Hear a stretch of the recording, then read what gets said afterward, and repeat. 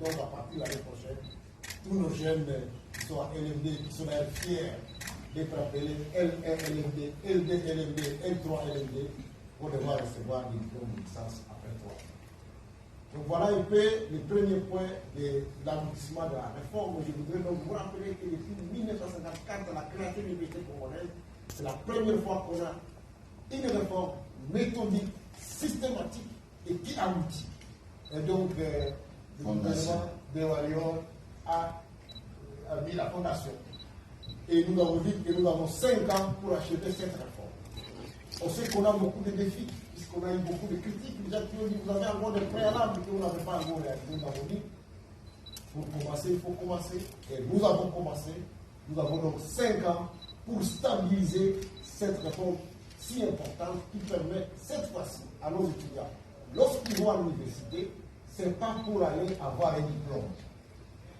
Puisqu'il y en a qui ont un diplôme et qui ne savent pas comment l'utiliser, c'est pour aller acquérir des compétences. Et on insiste beaucoup sur la professionnalisation de l'enseignement à la société. Le deuxième axe, c'est la numérisation ou la digitalisation de notre enseignement. Nous sommes restés parmi les pays qui sont encore un peu en arrière par rapport à l'introduction de nouvelles technologies de formation dans l'enseignement supérieur.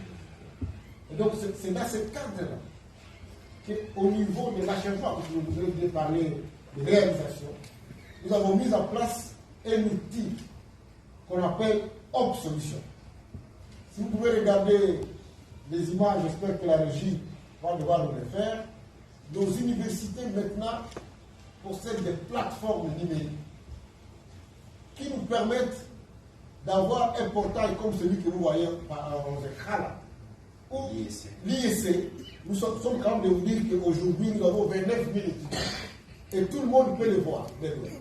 Et celui qui veut avoir les notes, celui qui veut payer, celui qui veut. Nous sommes informés de tout ce qui se passe puisque les étudiants, par exemple aujourd'hui à l'IEC, ils ont réalisé 71 000 $ américains de frais payés par les étudiants. Nous sommes informés, l'établissement est informé, parce que tout a été digitalisé. De telle sorte que lorsque vous posez aujourd'hui la question aux universités pour savoir vous avez combien d'étudiants, nous ne pouvons plus tâtonner parce que nous avons introduit les nouvelles technologies de formation dans notre façon de gérer. Et donc là, vous avez toutes les informations concernant les étudiants, les informations concernant l'administration de l'enseignement supérieur, les informations concernant les services académiques. Les étudiants peuvent faire des réclamations ou des recours par l'outil digital. Et vous voyez là-bas, on a 14 universités de Kinshasa qui sont intégrées.